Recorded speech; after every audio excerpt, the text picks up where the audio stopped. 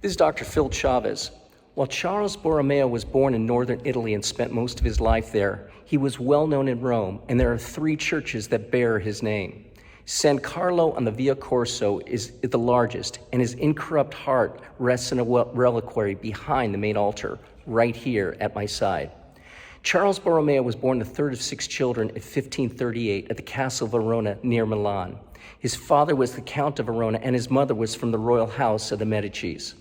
At age 12, the young count dedicated himself to the church, and he kept only that part of his inheritance for his education. All else he gave to the poor. Now, Charles had a speech impediment, yet that didn't prevent him from excelling academically. In 1554, when Charles was 16, his father passed away and he became responsible for the family estate, but he still continued to earn a doctorate in canon and in civil law.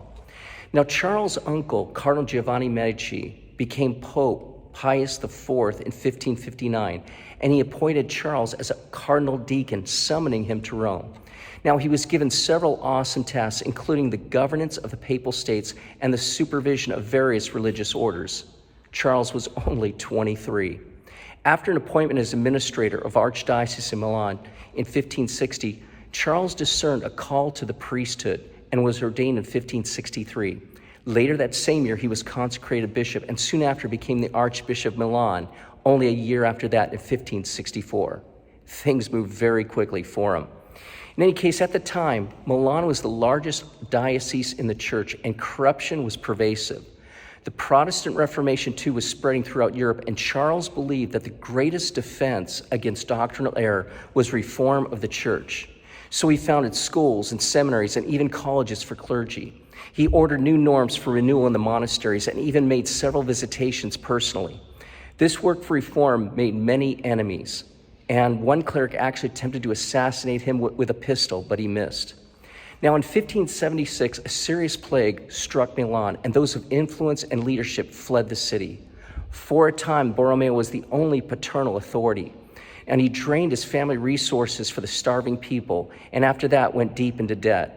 It was said he could have fed as many as 70,000 people per day.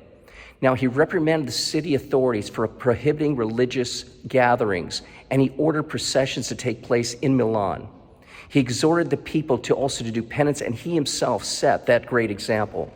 Now, Borromeo also ordered several pillars to be erected with a cross around the city in the crossroads and the main squares to mark where the people could take part in Mass outside and in public prayer.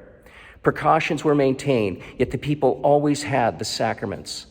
Borromeo said this to his priests: "It is not their bodies alone which are in danger of perishing, it is their souls for which I plead.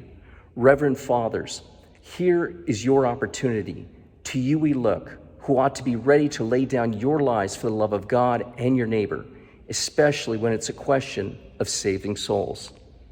Now, exhausted from his work in 1584, Charles died of a fever. He was only 46 years of age. He was beatified by Pope Paul in 1602. In 1610, he was canonized. His feast is November 4th. God be with you.